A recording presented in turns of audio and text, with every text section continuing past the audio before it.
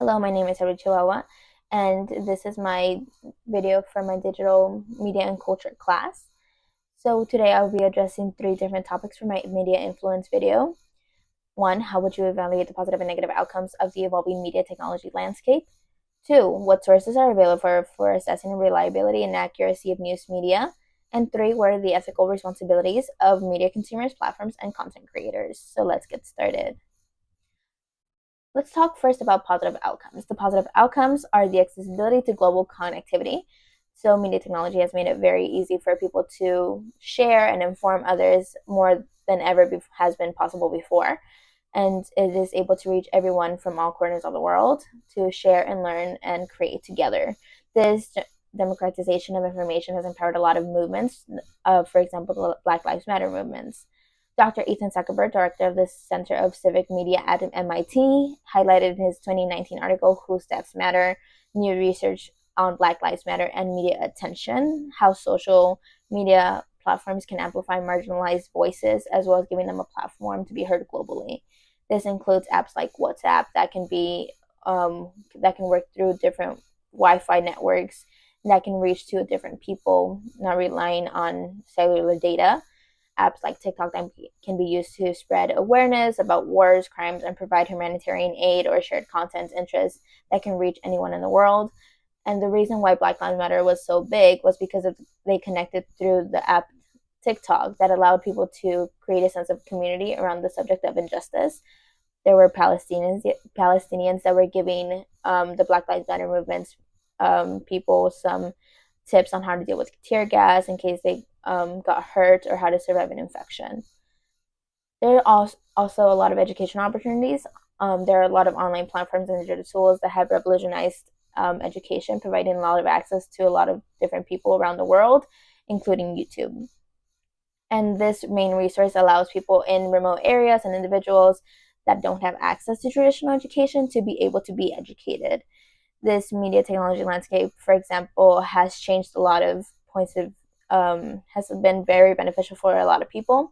Platforms like Crash Course and Study Hall provide a high quality educational content for free that helps people all across different ages to learn a wide range of subjects.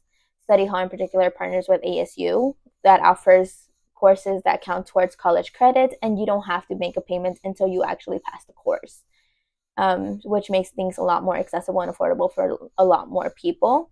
This democratization of education is a significant benefit for evolving the media landscape.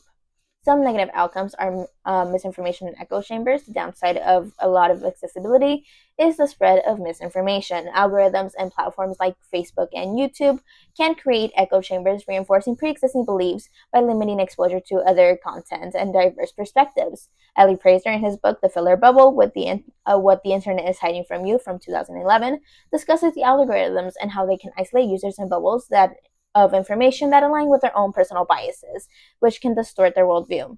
This misinformation also happens a lot during election years. We've seen it a lot more recently, though, in 2016, 2020, and now 2024. The misinformation of social media platforms created significant divisions in society, which cause harmful rhetoric, often fueling a lot of misinformation that can lead to a lot of hostility, with some individuals even resorting to violent actions based on their own personal beliefs, and as well as creating subreddits and online platforms where they can amplify these harmful thoughts and contribute to even more division in society. There are a lot of also privacy concerns and exploitation of data. These can also increase with concerns about privacy. Companies often collect data and sometimes exploit the user data for commercial purposes, sometimes without clear consent. Sophia Noble, the professor of UCLA and author of Algorithms of Oppression from 2018, points out that these practices can perpetuate harmful biases and lead to the exploitation of personal information. Personally, I did a study on Bumble, the dating app, and they also ask for a lot of information in their terms of use and agreement, and personal identifying information required. We can gain insight to balance what is convenient and what is privacy. So the account actually just asks you to disclose a lot of information, yes, like your name, email, but it also asks you sometimes connect with Facebook or Apple ID in order to log in, which can lead to information of your personal data being spread throughout the web. Downloading apps like Bumble inherently requires people to take a risk because it is a dating app, but it also is a question of how much information are you willing to give an app to get what you want. We will also be discussing the available resources as for assessing reliability and accuracy of news media. We have the media bias and fact checking resource, MBFC. MBFC categorizes news outlets based on several criteria, including factual reporting, bias, and transparency, as well as accountability.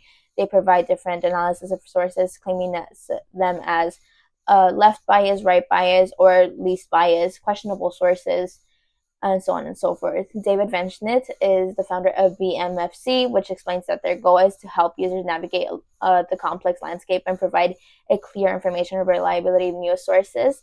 This system is detailed in their 2021 overview. So, what can we do as media consumers, platforms, and content creators to be more aware? Well, media consumers have the ethical responsibility to critically evaluate their own information. This means cross-referencing multiple sources. Dr. Claire Wardle, the founder of The First Draft, a nonprofit focused on fighting misinformation and researches the spread of misinformation. In her interview with TED Hour in 2020, she explains that people do not always look at the content, but rather just look at the headline and then just spread it from there. And so it is important that people learn media literacy, and that is essential for every consumer. Understanding how media works and recognizing signs of misinformation are key for that responsible consumption. Platforms can also, like Facebook and Twitter, or now known as X, or YouTube, are responsible for reducing the spread of misinformation, but they also need to make sure that their algorithms continue that disclosure of information. In Dr. Sophia Noble's points out in her 2018 book, The Algorithm of Oppression, platforms also need to address their inherent bias of their algorithms, which often amplify harmful and misleading content. For content creators, it is their ethical duty to produce accurate as well as transparent and responsible content.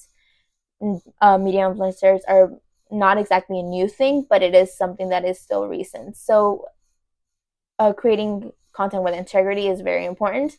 For example, Jake Paul's video in 2017, The Suicide Jungle, was very unethical because it prioritized views and engagement rather than ethical responsibilities and considerations.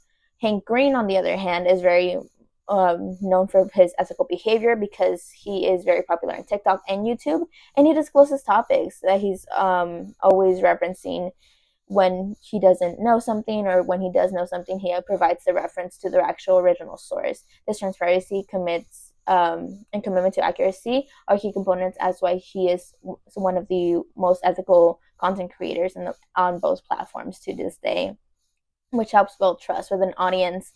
It is important for us to know the difference in media influences and not be super influenced by the things that we consume every day, but also be able to be aware of the misspread of information.